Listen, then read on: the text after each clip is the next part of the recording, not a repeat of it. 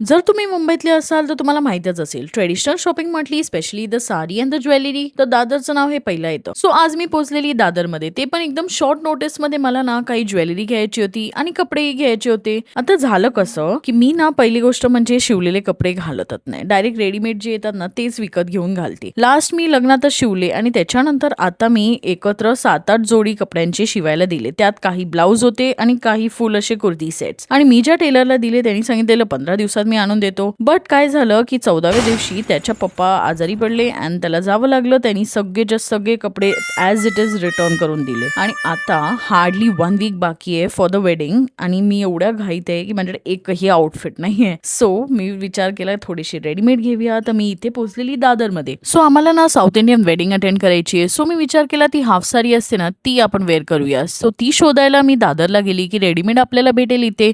But इथे ती न भेटता आम्हाला बाकी सगळं भेटत होतं आणि आम्ही सगळं बाकीचं चेकआउट करत होतो. आम्हाला हाफ साडी तर काही भेटली नाही, बट बाकी हे सगळे गोष्टी इथे मस्त आहेत. स्पेशली हे कुर्तीज. हे कुर्ती इथे फक्त 200 रुपयात आहे. ते पण एक हनुमान मंदिर आहे त्याच्या समोर एक्झॅक्टली हे स्टॉल लागतं. त्यानंतर हे पर्सेस आहे जे 50 रुपयापासून स्टार्ट होतात आणि बाकी पण तुम्हाला बोलायला गेलो ना तर बाकी गोष्टी तुम्हाला स्वस्तात मिळतील. जसे ब्लाऊज वगैरे 150-200 रुपयापासून स्टार्ट होतात आणि खूप डिझायनर वगैरे मध्ये गेलात ना तेही तुम्हाला भेटतील. आणि ओढण्यांचे प्रकार तर बघाच तुम्ही, हे पण 150 पासून स्टार्ट होत आहेत. एकदम एकदम अफोर्डेबल. आता ज्वेलरी तर मी या जयश्री कलेक्शन मधून घेतली. थोडेफार 1-2 गोष्टी घेतले जे की मी तुम्हाला नंतर दाखवीनच. बट या इथलं कलेक्शन एक नंबर आहे. आता दादरची स्ट्रीट शॉपिंग तर भारीच आहे आणि गर्दी तर वाढतच जात होती. आता हे स्कर्ट्स बघा, हे फक्त 250 रुपीजचे आहेत.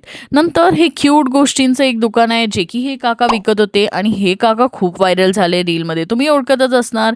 यांच्याकडे इतके क्यूट गोष्टी होते ना that we had to take a stop here. आणि बघा तुम्हीच, आता हे स्ट्रॉज आहे इतके क्यूट आणि त्यानंतर हे थर्मास, नंतर मग क्यूट अजून बरेच गोष्टी होते. आम्ही ऍक्च्युली सगळे शॉप्स फिरलो पण आम्हाला काही साडी तर भेटली नाही. तोपर्यंत आम्हाला भूक लागली. So we went to Manohar, this pure veg restaurant exactly opposite of Pantaloons. तर ह्या हॉटेलमध्ये येतात सर्वात आधी आम्ही मेंदूवडा खाल्ला.